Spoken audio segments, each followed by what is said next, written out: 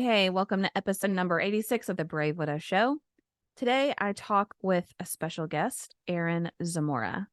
Eryn is a 28-year-old widow who lost her husband and person of 4 years to a terrible form of cancer. He was age 29. He was healthy. Everything was great. And unfortunately, at the incredibly young age of 29, he passed. And her story is one full of many ups and downs of really what was an emotional roller coaster. And this story was especially difficult for me at parts.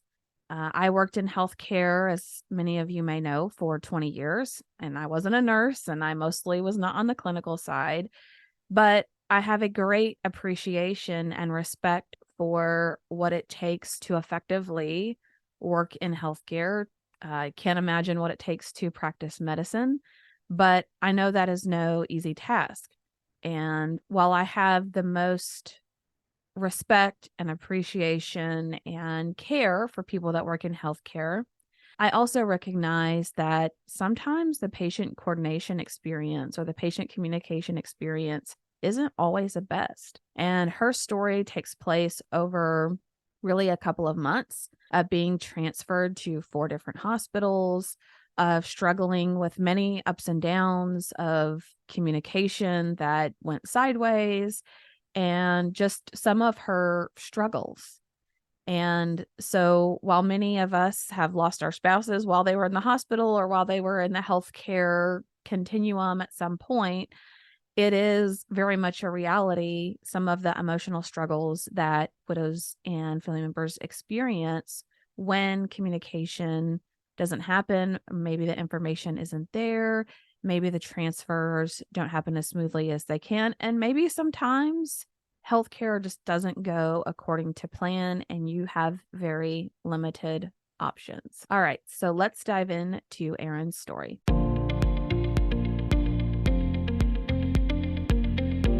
Welcome to the Brave Widow podcast. I'm your host, Emily Jones. We help young widows heal their heart, find hope, and dream again for the future. Hey, welcome back to another episode of the Brave Widow Show. Today, I'm excited to share with you a special guest, Eryn Zamora. Eryn, thank you so much for agreeing to come on the show today, and I'm excited to share your story with our audience. Yeah, definitely. Thank you for having me. Yeah, so I know everyone would love to hear a little bit about you, about your background, and then we can really just dive into your story wherever you like. Okay. Yeah, I am 28 and I am a production planner, which is lots of fun, definitely chaotic. So But are you like the organized person that keeps everybody on track, basically? Okay. pretty much, yeah. So it's been a lot of fun lately. It's end of the quarter, so. But yeah, my husband, his name was Dan. He was 29. We met in 2019. A mutual friend of ours. I had just moved back from California to Texas, and an old friend of mine asked if I wanted to go swimming at this like green belts in Austin. And so I was kind of hesitant at first, but then I ended up going, and she had and invited another friend. And I had gotten there and she's like, "Oh, hey, do you care if I invite another friend?" And I was like, "Oh, no, it's fine, whatever." And I was thinking, it was someone that she was interested in or something. And then he showed up with his dog, Lily, and we all went to the green belts, and he was very shy and quiet. And we spent that whole day together. We swam and just talked, and I had a softball game that day. And so they both came with me to the softball game after we got done swimming. And it was tons of fun. And he ended up like talking with my stepmom like my whole softball game, just asking her questions about me. And she thought it was weird, but you know, it was actually really sweet. And then we stayed up talking that whole night till about 6 in the morning, just talking, getting to know each other. And ever since then, we have just been by each other's side. Oh, I love that. So, was he like that really the rest of your relationship? Was he a good listener and curious about you? He definitely was. He was hands down the sweetest, like most affectionate person I've ever met in my life. And he just always put me first and was always making sure I was okay or worrying about me. And he was just the best person. I love that. I think people like that really help us feel seen and understood and important, and that's just such a beautiful gift that sometimes we find in our person, which is amazing. So, what else did you like about him? What made you start to think like, yeah, okay, maybe he's the one that, I really want to spend my time with and that I want to be with? Well, we had so much in common just right off of the bat. And I could not understand, like he was very, very shy and very closed off, and just he was very inquisitive. He always was asking questions about, oh well, why'd you do that? Or well, what caused you to want to do that? And would you want to do it again? I was just like actually asking questions, like trying to get to know me and the way my brain works. And I was kind of like, I'm not used to that. And he was just very soft spoken. And I had just gotten out of, like, probably a few months prior, I had just gotten out of like a really bad relationship that I was in for 7 years. And he just would allow me to talk about whatever I needed to. And I couldn't imagine spending any day without him. Oh, I love that. Yeah, it's amazing at times when we find those rare people that just really want to understand us on a totally different level than most people. I mean, most people sometimes it's hard even just to have a conversation and they're not deflecting it or talking about something else. So, yeah, that's really, really an awesome Exactly. experience. Yeah. So you met in 2019, and it sounds like you guys were just two little peas in a pod after that, and just kind of started hanging out together and building your relationship. What were the next few years like? So for the first couple of years, we were living with my mother, trying to save up money for a down payment on a house. And so that was kind of we spent those couple years, buying furniture and all of the house necessities that we would need for the house because we didn't want to buy the house and then, money's so tight you can't afford to buy anything. So we had spent the first couple of years just saving up and buying things for the house and going to family gatherings and parks with his son. And he has a 10-year-old son, and he's there. He was such a great dad to him. It was perfect. Um, and then I think it was January of last year we finally had enough money for to put in an offer on a house. So we started looking, and we had thrown a couple offers out for a couple different properties, and we kept getting outbid, and it was very defeating. We were sad. And then we found one, and then we came to see it, and we walked inside, and there was a Christmas stocking hanging on the fire mantle, and it had my name on it. And it was just like, and then there was another one that had the name Lily on it, which was his dog's name. What? And it was just a crazy coincidence. So after touring the house, we were like, I think this might be the one. And so we put in an offer and we got outbid, but the owners didn't want to rely on, the highest offer. So they accepted the second highest offer because they didn't think that we would, they thought we would follow through.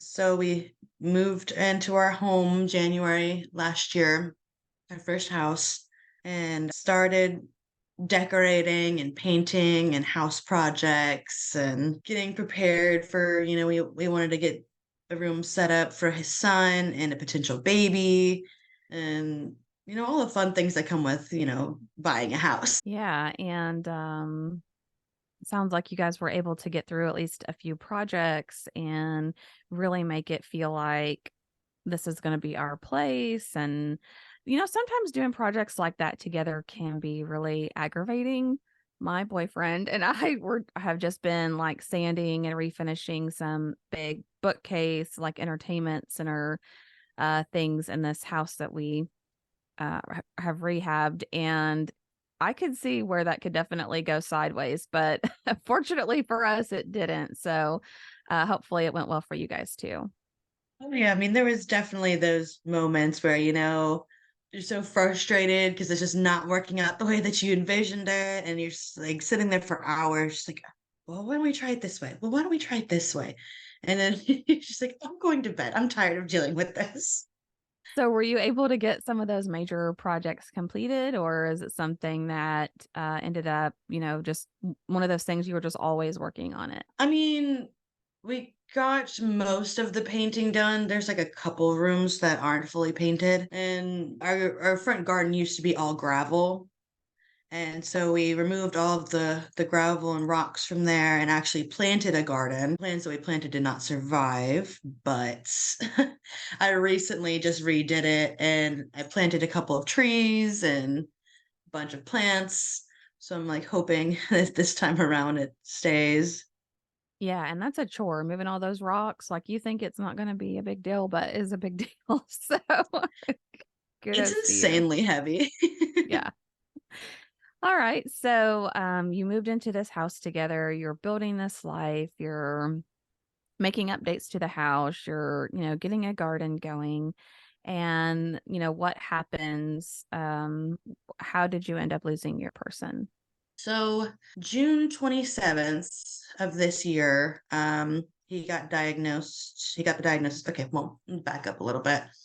Um, so back in like April, I want to say, we had removed these large bushes from our front garden, and it was a lot of work. And I thought that he had strained his back, and his back started bothering him quite a bit. And we thought that, maybe he pulled a muscle or something. And it was just it had been aching for a few weeks after that. And he was having abdominal pain as well. And so, we went to the hospital the first time in May, and they had basically chalked it up to that he was backed up because he wasn't having regular bowel movements. And so they gave him some Miralax and something for nausea, and then they sent us home. And so he was seeing a chiropractor at that time, thinking that that might help him with his back pain. And so he had gone to like a couple adjustments, and it had oddly helped a little bit. And then, but the pain just kept coming back. Um, and was losing weight. He wasn't eating. His back was hurting all the time. He started just sleeping all day. And like he was eating, all he would eat would be like a popsicle or a pickle. Like I couldn't remember the last time he had eaten an actual meal. Um, and so we took him to one hospital on the, what was it, the 26th? Yeah, on the 26th. We took him, oh, no, okay, sorry. The 25th, we took him to one hospital to get an MRI or request an MRI. That's what his chiropractor had suggested we do. And so we took him to the hospital, and they were like, oh, well, we can't just do MRIs. You have to make a doctor's appointment. So the next day on the 26th, we make a doctor's appointment, and she instantly thinks that he has kidney stones. She takes a urine sample and found blood in his urine and wanted to get a CT scan scheduled, but they never called to schedule it. Why? I don't know. So later that night, his back pain had gotten much worse. And so I ate some dinner, and then I took him to a different hospital. And finally, after sitting in the waiting room for 4 hours, they pull us back. And the first thing that they want to do is, labs and a CT scan. And they did the CT scan, and wasn't kidney stones. And he came back and said, I have some really bad news for y'all. And we're like, oh no, kidney stones? And he's like, no, stage 4 cancer. And we were Mm. just like, both of our hearts just like stopped because it was just like, excuse me?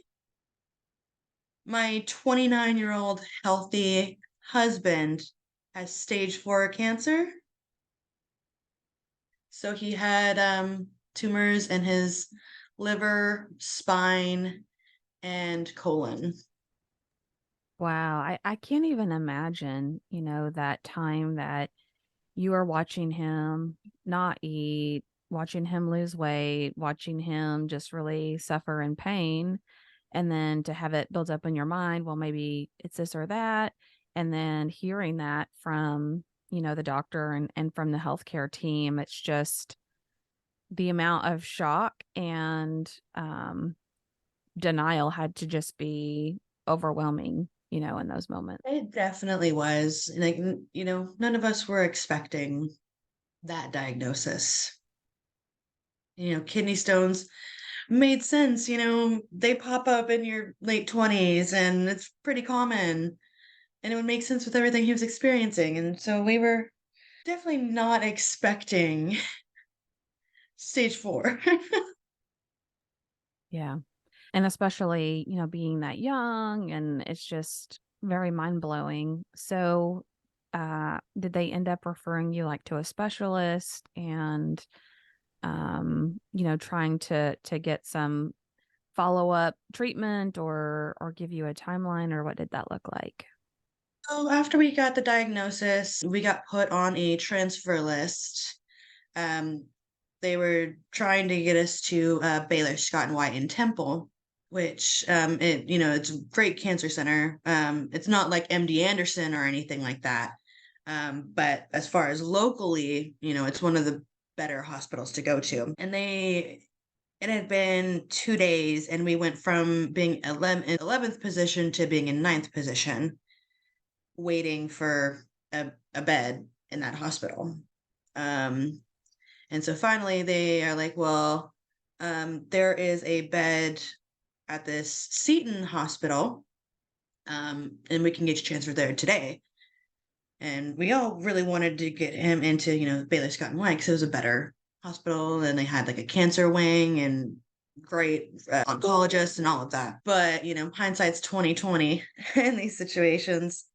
And we decided to go ahead and take the available bed at this other hospital because we wanted to get him seen when they take like a sample, a biopsy. So we really wanted to get the biopsy done because first hospital couldn't do biopsies, so we needed to figure out what it was and how bad and everything. So we got to the second hospital and they wanted to do the biopsy, but they also wanted to input a colostomy bag because he was backed up. He was not having bowel movements. So he quickly after he got transferred in, they made a game plan. And like the next day, he went into surgery for the colostomy bag and to get the biopsy. When they were in there, they said that the tumor in his colon was so big they could hardly get through to get the biopsy. And I was like, okay, don't know what that means, but all right. So they did that. Everything was fine. So we thought, and then that night, he was doing better. He was feeling better. He wasn't in as much pain, and he just plummeted really fast. He started turning pale. His lips were white, and he was just kind of like very out of it. And I'm sitting there talking to the nurse, and I'm just like, what's going on? Like, this isn't normal. And she's just like, well, it's just gas. It's just gas. And I was like, excuse me, gas? He is a ghost right now. And then like a few hours later, the surgical nurse practitioner came in and she's like, why weren't we called? He's bleeding internally. So they had spent a few hours just doing transfusions, pumping him full of blood and platelet, and it wasn't holding. So they rushed him into emergency surgery to stop the internal bleeding. And they were able to, but I think that was kind of the where things went downhill. He had internal bleeding throughout the rest of his short period at the hospital. So they stopped the internal bleeding. He started doing physical therapy, and he was up and walking. And then they wanted to get us transferred to another hospital so he could start chemo, basically. Um, and at that time, they had basically just said that he had colon cancer. And so it was very aggressive, very fast growing. And they said, if chemo and radiation work, you could have up to, 2 to 10 years. And so we were like, okay, that's good odds, right? So we got transferred to the third hospital. And the oncologist there really didn't understand why we were transferred there, because his hemoglobin levels and his platelet levels were so low because of internal bleeding that he wasn't really a good candidate and stable for chemo. So you've got all this, which I know because my husband was in the hospital for almost a couple of weeks, and it's a very strange feeling when you want to be able to trust that they're in the safest place and everyone knows what they're doing, which practicing medicine is very tricky. I can't begin to imagine what it takes to do that. Um, but I know it also can create a lot of confusion and a lot of ups and downs, and it's just this big emotional roller coaster that you had to have been going through in what sounds like a really short amount of time. It definitely was. It was a roller coaster. I think between the four hospitals that we were at, we had seen well over 20 doctors. And, the oncologist at the third hospital, he was he was informative, and I think he was a lot more realistic about where we were at. And he was like, look, if you are 29 years old, this chemo, if you really want to do it, we can take the risk. But he was like, I'm going to be upfront. This chemo could kill you with your internal bleeding. It could make you bleed out. And that was definitely rough to hear. But, it was, I mean, it looks like, he's going to die either way. So, do you want to try or just try and go hospice and enjoy what remaining time you have? And so basically he decided he wanted to try the chemo, and so we just needed to get his platelets up to 20, and then if we could get his platelets up to 20, he could start the chemo. And then we just never got there. And his general doctor at that time was bumping heads with his father, and they were having, lots of issues. And so basically they were just like, well, we're sitting in hospice. We're not going to do anything else. And his father had been trying to get in touch with like MD Anderson to like see about getting him moved over there. And this doctor, it appeared that he was just blocking every move to get a second opinion, wasn't responding to other doctors' phone calls, emails, requests for records, scans, any of that. And so he finally cycled out for his days off. We got a new doctor that day, and she got us transferred that same day. And so we're at hospital number 4, Baylor Scott and White in Temple. Finally got there, and they were looking at his labs and everything, and they weren't quite convinced that it was colon cancer. So they wanted to do their own biopsies, but more than anything, they just wanted to uh, get him on an abridged chemo. So just like it was basically reduced chemotherapy is what they called it. And the internal bleeding had subsided. How, we don't know. It just resolved itself. And so we were on track to do the abridged chemo and see if we could just attack it, because the cancer was growing so fast. It had moved into his bone marrow. And this is all in like a month. And unfortunately, the day that we were supposed to start the abridged chemo, they ran his labs, and his hemoglobin levels, they dropped from 9 to 5, indicating a large internal bleed, which they did a CT scan, and that confirmed it. And they were like, we're so sorry, 24, 48 hours. And then 3 days later, he passed away on July 30th. Wow. What a journey. What an emotional roller coaster of a journey of, oh, we think things are getting better. Oh, there's hope. Oh, now we've taken a turn for the worse. Oh, it's looking good. Oh, no.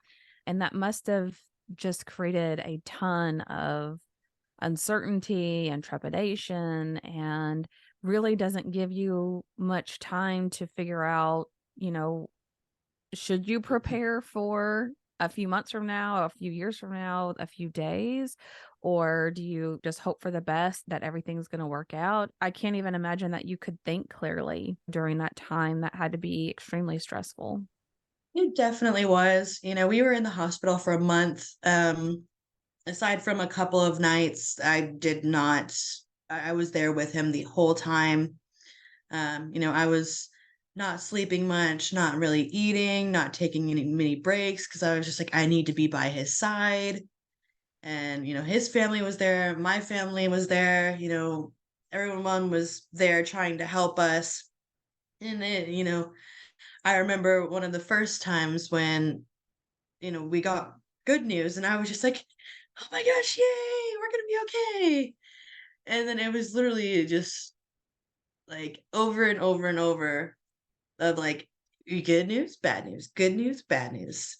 And it was just so mentally exhausting on top of being physically exhausted, when you sleeping what little sleep you do get, you're in a hospital chair and it's not super comfortable. And he would wake up randomly, in pain or needing something.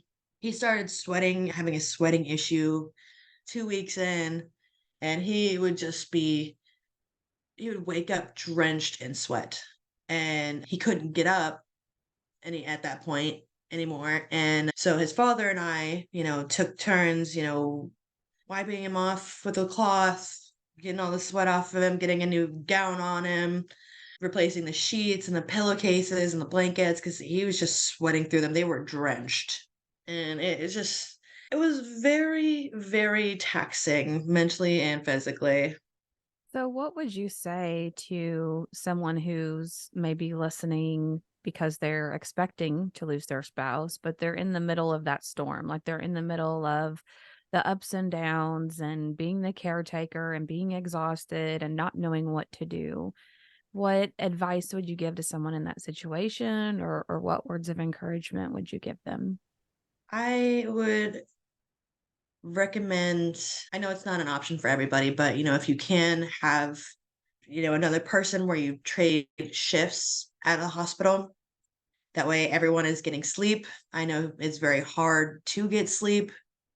No one's getting any rest, but if you can close your eyes for, a few hours at least, just have someone there that, you can trust and will take shifts with you and take the good days. You really got to appreciate the good days. Even if you know what's coming, those good days really make a difference because when you're at a hospital for, you know, weeks on end and it's all doom and gloom and sad all the time, you just not only is it harder on them, but it's going to be harder on you as well. So you got to try and find the little things, the little moments, and really appreciate those while you can. Yeah, that's hard. And it has to wear you down over time. I know even I think Nathan was in ICU 11 days, and even that just that doesn't compare, but that was just emotionally exhausting, as you said, just this constant, oh, we think things are better. Oh, now we're worse. Like, how is this possible? This happening? How is it possible that different people are telling me these wildly different stories about what's going on and what's happening and what will happen? And so I know, especially when someone's in the hospital for extended amount of time, that really can wear you down. And so, like you said, getting rest and having people who will step in and help and accepting the help. A lot of people struggle with that too, I think is really important. Definitely. Accepting the help, having a support system, and appreciate like the little things. Like we had one really great day at the hospital and we weren't sure if we were going to be getting out of there. So he finally was like, hey, you want to get married? And I was like, definitely. So we had like a little ceremony in the courtyard with the minister, and it was just it made everything better for him. Like he was just glowing. He was so happy. We weren't sure where we were going to end up or how things were going to end up. But that day, we were playing Jenga and he was laughing and, just having fun, smiling with me and with our friends and family. And it was just like, I'm glad we did that because it's sad. It made That's so it better. yeah, and those memories, at the end of the day, regardless of all the stuff we have in our lives, those memories are everything. So I love that you guys did that and were able to try to enjoy some of those good times along the way for sure. Oh, I definitely am too. It was the best day the best day of my life. Definitely. Awesome. Well, Eryn, thank you so much for coming on the show and just being so open about your story and what the two of you went through. Do you have any final words of encouragement or advice that you would want to leave people with? I probably would just say when the first few weeks of this are always really hard, but those aren't the worst days. There's going to be a lot more days like that in the future. So just focus on what you need to do to get through them, and anything else is irrelevant. If you and your kids or anything else is taken care of, like just focus on getting through from this hour to the next hour, this day to the next day. Eventually, we find a new level of living again. You do, and it'll continue to improve as you move forward. And I know, especially for people that are listening that are still really early on, and maybe even for you too, it's hard to imagine at times being able to laugh again or to find joy or like, what is the point, of trying to create a continued future for yourself. But it is possible to embrace joy again. And that's part of why we want to do this show to help give others encouragement when they just feel like everything is hopeless. So thank you again for coming on and being willing to share your story. Yeah, of course. Thank you for having me. I think it's amazing how many resources or I've come across out there for new widows, young widows, older widows. It makes me very happy to know that we're not in this alone. Yeah. Yeah, that was definitely a game changer for me was not feeling like I was so different from everyone else being that young widow. Yeah, I mean, most people when you think of the term widow, you're thinking elderly like your grandparents, it just happens and with their time and they just pass away. You never think that like, man, I'm 28 years old and I am a widow. Oh, no, I don't like that. I do not like that at all. Yeah, I hated that, and I can still remember riding the lawnmower thinking about how much I hated that and how much I was like, "No, widows are old and weak and sad," and that is not me. But we learn more about how resilient and generous and caring and understanding widows are, and now I'm proud to be amongst that group of people because they're an incredible community of people for sure. No, I definitely agree. I know I would be lost without the multiple podcasts and widow groups that I have found on Facebook and Reddit. Yeah, definitely. Hey guys, before you go, I would love to help this show grow, to help get out these stories to inspire and encourage other widows that are out there. And you can make the biggest difference. You can, if you're watching this on YouTube, please subscribe, comment, or share this video. If you're listening on Apple Podcasts, on Spotify, on Google Podcasts, wherever you may be listening, go and leave a review. Leave a 1-star review, leave a 5-star review. However you feel about this show, just go out and leave a review. And it helps us get the show out in front of more people. It helps it appeal to more widows who can hear stories similar to these and feel encouraged and inspired. And most importantly, like they are not alone.